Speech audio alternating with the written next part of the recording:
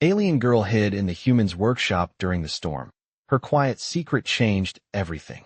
Hello everyone. Before we begin today's story, I have a small favor to ask. Please hit subscribe and turn on the notification bell so you never miss our channel's new videos.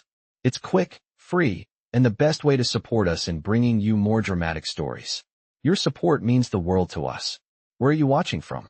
Drop your city or country in the comments below. Thank you very much. Now, let's return to our main character. The storm rolled in without warning, a low metallic growl sweeping across the open plains before slamming into the small workshop like a fist. Ethan Cole felt the walls tremble as a gust shoved against the aluminum siding. Sparks flickered on the old power strip, casting quick flashes across the scattered tools and half-finished engine parts. Rain hit the roof in thick sheets, each drop sounding like a nail driven into metal. He tugged the workshop door shut, the wind trying to rip it from his hands, and threw the heavy latch into place. The sudden quiet wasn't real quiet, just the muffled kind that made his own breathing sound too loud. That's when he heard it. A soft inhale. Not his. Low, shaky. Coming from the darker corner near the shelves where he stored the scrap wiring. Ethan froze. The storm howled again, pushing cold air through the thin cracks, but the breath he'd heard lingered in his mind. Small, controlled, like someone trying not to be found. He reached for the flashlight on his workbench, its metal cool against his palm. One click. A narrow beam cut through the dim. A trail of water led across the concrete floor, not from the leak in the ceiling. These drops were spaced, like footsteps. He followed them slowly, boots scraping the ground. The beam landed on a shape tucked behind a crate of old converters, shoulders pulled in tight, knees drawn close, a figure trying to disappear into itself. When the figure lifted its head, the light caught the smooth blue tint of her skin. Not human. The girl blinked at the brightness, her pupils narrowing into thin gold slits before widening again. Wet hair clung to her cheeks. She looked young, but not a child, and terrified. Ethan lowered the flashlight a little so it wouldn't blind her. She flinched anyway, shifting back until her shoulders hit the wall. Something in that movement, small, exhausted, cautious, made him ease his stance. "You're hurt," he said, voice low so it wouldn't carry over the wind. She didn't answer. Her lips pressed tight, as if words were dangerous. The storm cracked overhead, lighting the entire workshop in a white flash. She winced. Ethan noticed her arms shaking. The thin fabric wrapped around her soaked straight through. She must have been outside for a while. He kept his hands visible, slow, steady. "It's all right," he said. "You're inside now. No one's going to throw you back out into that." Her eyes flicked to the door, then to him, then back to the floor. She didn't trust him, anyone could see that. But she wasn't running either. That felt like something. Another gust slammed the side of the workshop, rattling the bolts. She shivered hard enough that he heard her breath catch. Ethan took one step back, not forward, giving her room. "I'm going to get a blanket," he said. "I'll leave it here. You don't have to come closer." He walked to the storage closet, the storm's roar filling the empty space between them. When he returned, he set the blanket on the floor halfway, then stepped back again. She watched him, unmoving, until the cold forced her to reach for it. Her fingers trembled as she pulled it around her shoulders. Ethan saw the way she exhaled into the warmth, soft and shaky. She still didn't tell him her name, or why she was here, or what she was running from.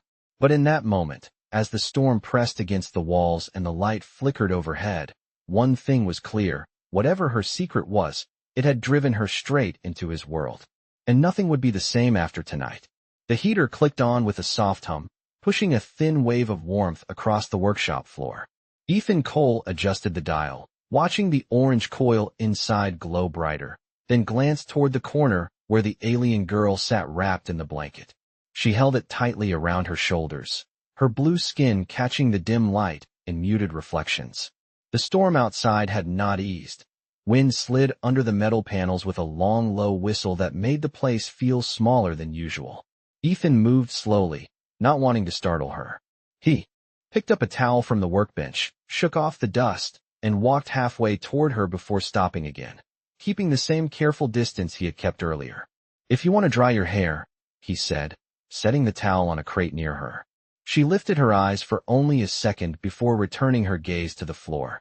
She was still weighing every choice, every motion, as if one wrong breath would get her caught.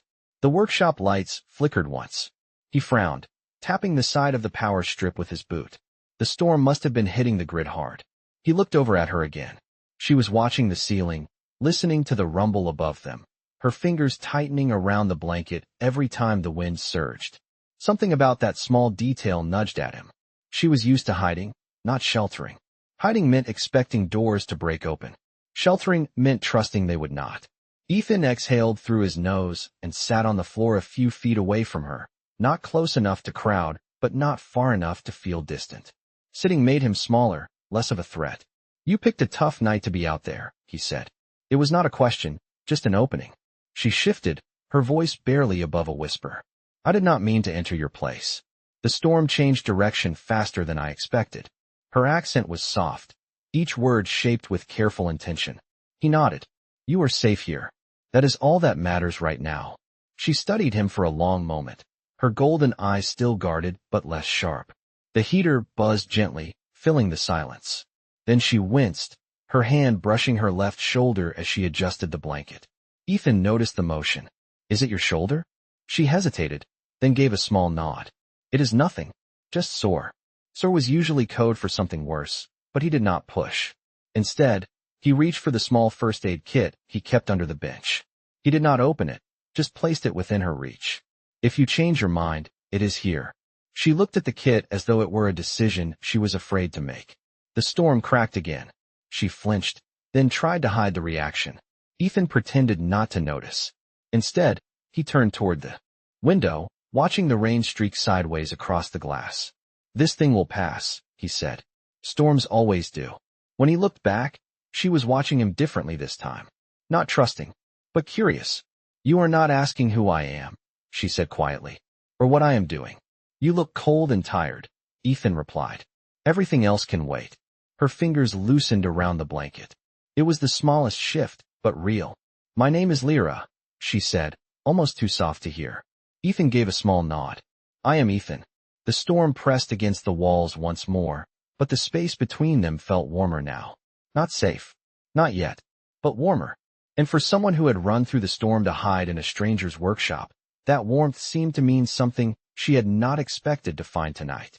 The wind outside shifted pitch, a long wavering note that made the metal beams in the workshop vibrate softly.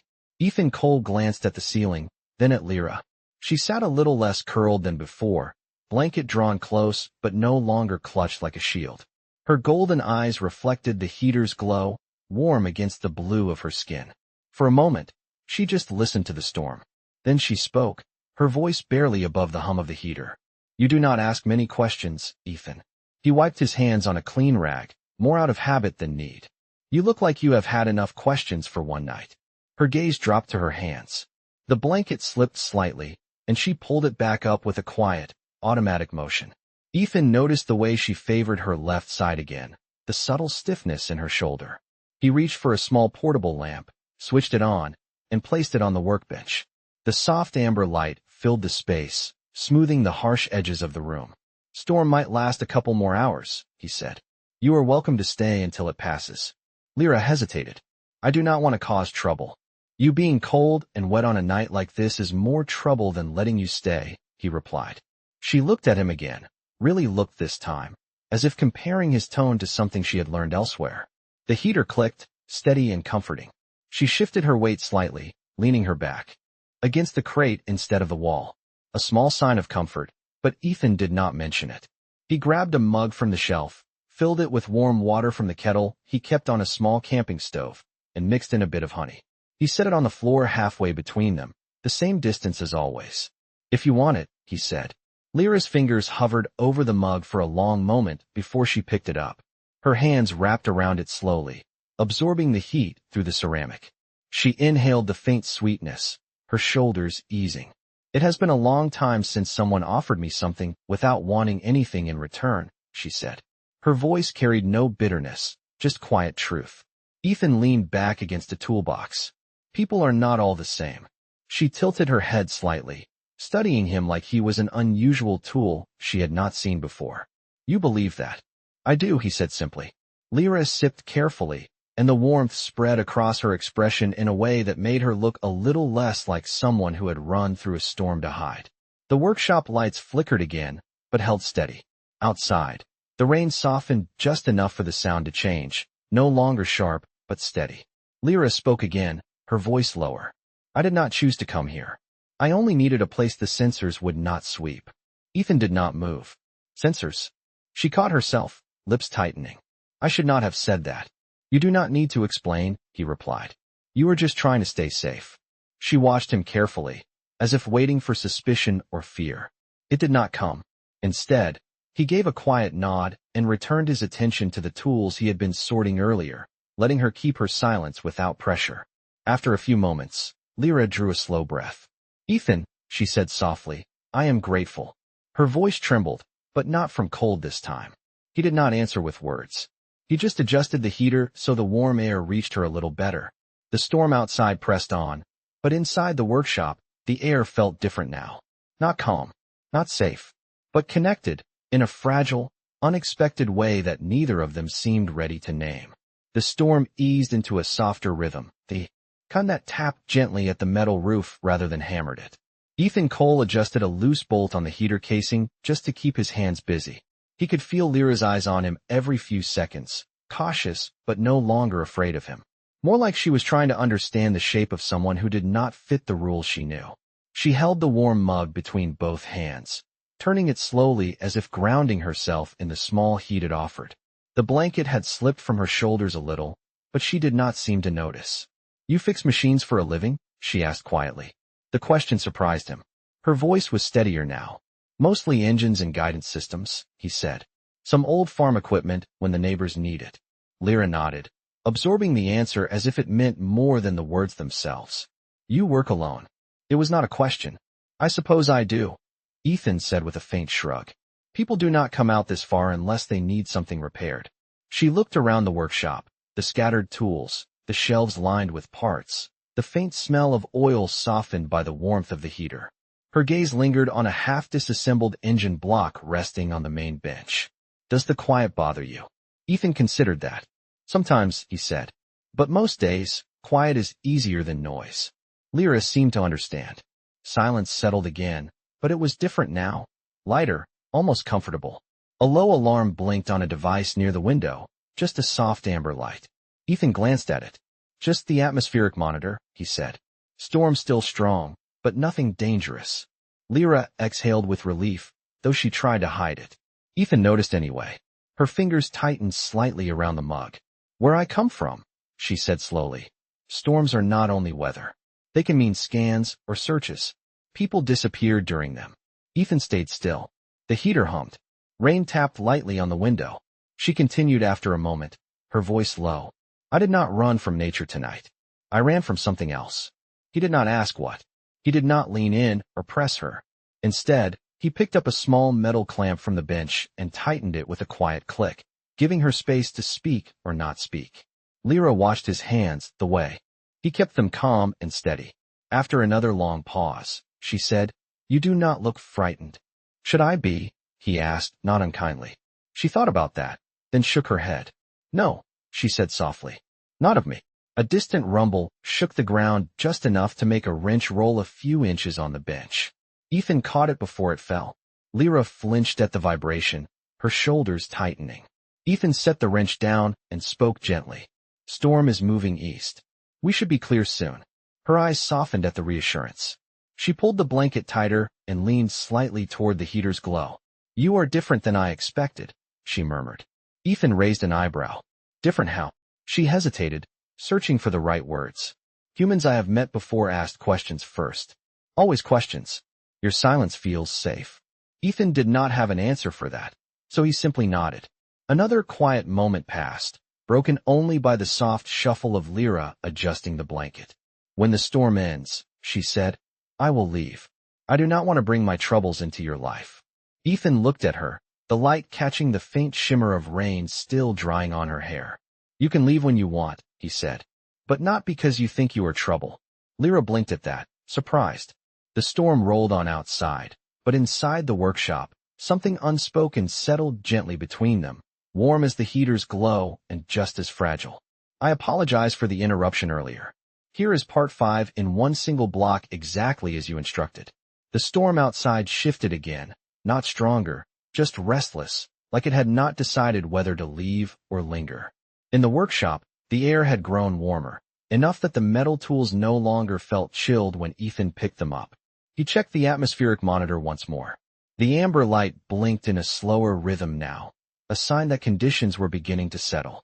Lyra watched the device carefully, her expression unreadable. The blanket around her shoulders had dried at the edges, the fabric turning softer. "How much longer?" she asked softly. Ethan studied the readout. "An hour, maybe less. Hard to say. Storms out here change their minds a lot." Lyra nodded, her golden eyes narrowing slightly as if she was listening beyond the walls. "Where I grew up, storms did not change. They were designed." The statement hung in the air like a dropped tool. Ethan glanced at her, but did not interrupt. Lyra seemed to realize she had said more than she meant to, and she drew the blanket closer. "You do not need to share anything you do not want to share," Ethan said. "You being warm and safe is enough." She looked at him then, really looked, her expression softening with something almost like disbelief. "You speak as if safety is simple." Ethan leaned against the workbench, arms loosely crossed. "Maybe it is. Or maybe people make it complicated." Lyra lowered her gaze to the steam rising from the mug in her hands. "Safety is complicated when others decide what your life is worth." Ethan let the silence stretch. The heater hummed. Rain rolled down the small window in streaks, catching the light from inside. He picked up a screwdriver, turning it between his fingers. "Someone after you?" he asked gently. She startled at the question, then relaxed when she saw no accusation in his face. "Not after me exactly," she said. "After what I know." Ethan frowned slightly, but his voice stayed calm. "Information?" Lyra nodded once. "Something I was not meant to see." She did not continue, and he did not ask. The storm outside cracked again, a distant flash lighting the sky through the window. Lyra's breath hitched before she steadied it. Ethan noticed the way her shoulders stiffened. "When the storm hits like that," he said softly, "it is just noise. Nothing more." She held her breath for a moment, then let it out slowly. "Where I come from, loud sounds meant relocation. Or questioning. It depended on who you were." Ethan felt something tighten in his chest, not fear, just understanding. "Here it means stay inside, wait it out, and maybe make some tea." The corner of her mouth lifted, almost a smile. "Tea," she repeated quietly, as if the word itself calmed her. Ethan reached for a small box of spare heating coils on the shelf above her. As he moved it, a loose screw rolled off the top and clinked onto the floor. Lyra flinched instinctively, her whole frame tightening for half a second before she forced herself still. Ethan froze, not because of the screw, but because of her reaction. He bent slowly, picked the screw up, and set it on a shelf where it would not fall again. "No surprises," he said softly. "Not tonight." Lyra's eyes glistened faintly in the warm light, though she looked away quickly. "You are very careful with me," she said. Ethan tilted his head. "Should I not be?" She drew in a breath that trembled slightly. "Most people are careful for their own sake," she said. "Not for mine." Ethan absorbed the words without speaking. Lyra shifted the mug in her hands, warming her fingers again. "Ethan," she said quietly, "you do not know what helping me might cost you." "Maybe," he said, "and maybe it does not matter right now." She turned toward him, eyes wide with something unsure and fragile. Outside, the storm rolled on, but its echo felt farther away now. Inside the workshop, between the heater's glow and the quiet space they shared, Lyra's guard lowered just a little more, like a door unlocked for the first time in a very long time. The heater's glow softened the edges of the workshop, turning metal and shadow into something almost gentle. The storm outside had settled into a slow, steady rhythm, like a drumbeat fading down a long hallway. Lyra sat closer to the warmth now, not right beside Ethan, but no longer across the room either. Her mug rested on her knees, the last thin curl of steam drifting upward. Ethan wiped his hands on a cloth and checked the atmospheric monitor again. The amber light blinked, steady and calm. "Almost clear," he said. "Maybe 20 more minutes." Lyra nodded, but did not look at the monitor. Her gaze stayed on Ethan instead, studying the ease in his movements, the unhurried patience in the way he sorted a set of small screws by size. "You do not live like other humans I have met," she said. He glanced up with a faint smile. I will take that as a compliment. She considered that, then dipped her chin slightly. It is meant as one. She shifted her weight, careful with her left shoulder. Ethan noticed. He set the screws down and moved slowly, giving her time to stop him if she wanted. Your shoulder still hurting? She hesitated, then gave a small nod. It is a strain. It will heal. Ethan knelt beside a low drawer, pulled out a small heat pack, and set it on the floor near her. This stays warm for a while. If it helps, use it. Lyra looked at the pack as if expecting a catch. When she found none, she reached for it with both hands. Thank you, she whispered. Ethan returned to the workbench, giving her space. Lyra pressed the warm pack lightly against her shoulder, her breath easing. For the first time, the tension in her posture softened fully, like her body was finally willing to believe the danger had paused. Not ended, but paused. A quiet moment passed before she spoke again. Where I come from, she said, help is never free. Every kindness has a price. Every comfort hides a condition. Ethan turned a small wrench in his fingertips. And here, he said gently, sometimes help is just help. She closed her eyes for a moment, letting that idea settle over her like the blanket around her shoulders. You say that as if it is simple. Ethan shrugged. Maybe it is. Lyra opened her eyes, golden irises catching the lamplight. You confuse me, she said softly. I am used to reading people quickly, humans especially, but you do not follow the patterns. Ethan raised an eyebrow. Patterns. Lyra nodded slowly.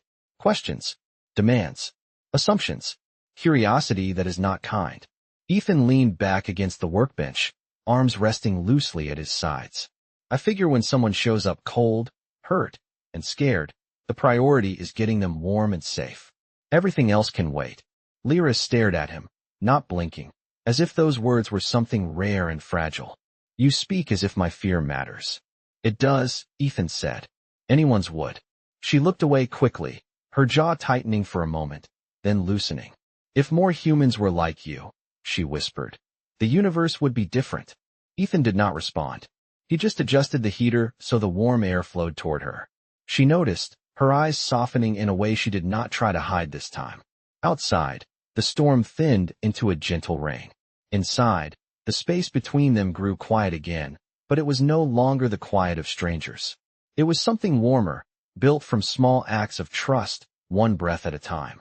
The rain outside thinned into a soft drizzle, barely tapping the roof now, just a faint reminder of the storm that had pushed Lyra into Ethan's world. The workshop felt warmer than it should for a metal building, the heater's glow catching on drifting dust motes that rose and fell like tiny sparks. Lyra sat with the heat pack pressed gently to her shoulder, her posture more relaxed than at any point since she arrived. Ethan checked the atmospheric monitor again, but the storm was no longer what his attention kept drifting to. Lyra's eyes were half lowered, thoughtful in a way that made him pause. If the storm is almost gone, she said quietly, I should prepare to leave. Ethan set the monitor down. You can wait a little longer. Roads will be messy. Mud out there gets deep after this kind of rain. She watched him, reading the subtle hesitation beneath his practical words. You would rather I stay a little longer, she said. It was not a question. Ethan looked at the tools on his bench, pretending to sort them. Only if you want to, he said. Lyra held the heat pack against her shoulder, fingers curling around the edges. I did not expect to feel safe here, she murmured. Or to want to stay. The heater clicked twice, filling the silence. Ethan leaned forward slightly. You do not have to go back to wherever you came from. Not immediately. Her breath caught, barely noticeable, but enough that he saw it. Ethan, she said slowly. If I stay, you take on my danger. Maybe, he admitted. But I have had worse visitors. That earned a quiet exhale from her, something close to a laugh, but softer. She lowered her gaze to the floor. There is something I did not tell you, she said. Her voice held a weight that made Ethan straighten. Lyra shifted the blanket, revealing the faint outline of a metallic device strapped under the fabric near her ribs. Not large, no weapon, just a smooth, silver disc no bigger than a palm. She kept her hands open, making sure he saw she meant no harm. It is a locator, she said, but it malfunctioned when the storm hit. I disabled part of it, but not all. Ethan's chest tightened. So someone could track you here? Not exactly, she said. The locator does not broadcast location. It broadcasts identity. Mine. Ethan absorbed that without flinching. Is that why you ran? Lyra nodded. I am part of a research division. We study frontier territories. I saw something I was not meant to see. Something about resource extraction that was supposed to stay hidden. I reported it. They deleted the report. Then they told me to return for evaluation. Her fingers trembled, though she held them still. No one evaluated returns, she whispered. No one came back. Ethan felt something settle behind his ribs, not fear, not shock, just a clear understanding. And they want you because you know too much. Yes, she said. And because they think I will tell others. She looked at him then, eyes bright with a mix of fear and something deeper. If the locator activates again, they will find me. And you. Ethan stepped closer, not fast, just steady, stopping a few feet from her. Then we will stop it from activating again, he said. We? She repeated softly, as if the word itself was unbelievable. You helped me, he said simply. That makes it our problem now. Lyra blinked, and for the first time all night, her expression cracked fully open.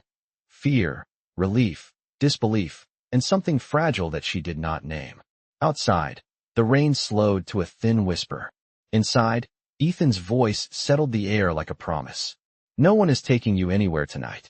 Lyra held his gaze, her breath shaking once before steadying again, the faintest glow of trust warming her golden eyes. The rain had faded to a distant hush, the kind that barely touched the roof, more memory than storm. Inside the workshop, the air felt still, the quiet thick enough that Ethan could hear Lyra's breathing settle into a calmer rhythm. The small silver locator device glinted faintly beneath the blanket where she had revealed it moments before. Ethan crouched beside the workbench, pulling out a small toolbox with quiet movements, as if any loud sound might shatter the fragile calm settling between them. Lyra watched him with a mix of caution and disbelief, her golden eyes following every tool he placed neatly on the floor. You think you can disable it? She asked, her voice soft but steady. Ethan inspected the device from a respectful distance. I have worked on unfamiliar tech plenty of times, and you already damaged part of it. That gives me something to work with. Lyra shook her head slowly. Ethan, this is not like human machinery. It is designed to resist tampering. Everything is built by someone, he said, which means someone else can take it apart. She blinked, surprised by the calm certainty in his tone. Outside, the last drops of rain slid down the window, tracing slow paths across the glass. Lyra hesitated, then loosened the blanket enough for him to see the device clearly. If you remove the wrong conductor, she warned, it might reactivate instead of shutting down. Ethan nodded, taking in every detail. Then we will not remove the wrong conductor. She looked at him as if the simplicity of his answer defied every rule she had been taught. Still, she lifted the edge of the blanket, offering him access. Ethan did not touch the device immediately. Instead, he sat beside her, close enough to see clearly but far enough not to crowd her. Tell me what each part does, he said. Lyra drew in a steady breath. This segment reads my biological signature. This one translates it. And this cluster sends the encoded signal when triggered. Ethan studied the layout, his eyes narrowing slightly. And this junction here, he asked, pointing but not touching. Interrupting it will stop everything from synchronizing? Lyra's eyes widened. Yes, she whispered. How did you see that? Ethan gave a small shrug. I fix things. Sometimes that means figuring out how things break. She stared at him, something like awe flickering across her expression. You do not realize how rare that is. He picked up a small insulated tool, glanced at her for permission, and began gently prying open the outer casing. The device made a faint hum, almost a breath of protest, but stayed dormant. Lyra held perfectly still, her hands gripping the blanket. Ethan worked in slow, deliberate motions, his focus absolute. After a long moment, the device clicked softly, a tiny sound that echoed far louder in the quiet room. Lyra inhaled sharply. Did it reactivate? She whispered. Ethan leaned closer, studying the faint glow inside. Then he smiled softly. No, it is offline. Lyra's breath left her in a long, trembling exhale, her shoulders lowering for the first time as if a weight she had carried for far too long had finally eased. Ethan, she said, her voice barely more than air. You just saved my life. He set the tool down gently. You walked into my workshop during a storm. Saving you feels like the least I could do. Lyra looked at him then. No fear in her eyes, only warmth. A quiet gratitude that made the room feel different, brighter. For a moment, neither of them spoke. The storm was gone, but something new filled the space, something steady, quiet, and human. The workshop settled into a deep quiet, the kind that comes only after a long night of storms and confessions. The disabled locator rested on the workbench, its small silver casing open and harmless now, no longer humming with hidden purpose. Lyra sat very still, the blanket pulled around her, her golden eyes reflecting the soft lamplight, as if she was seeing the world with a different clarity. Ethan wiped his hands on a cloth, not because they needed cleaning, but because it gave him something to do while the weight of the moment settled. Outside, the first hints of dawn pressed against the horizon, painting a faint blue line through the small window. Lyra followed the shift of light, her expression distant, thoughtful. "Morning is coming," she whispered. "It is," Ethan said. "Storm is gone for good." She lowered her gaze, her voice quiet. "I should leave while I still can, before anyone realizes the signal has stopped." He nodded slowly. "If that is what you need." She watched him closely, as if searching for something beneath his calm. "You are not trying to convince me to stay." Ethan leaned against the workbench, folding the cloth in his hands.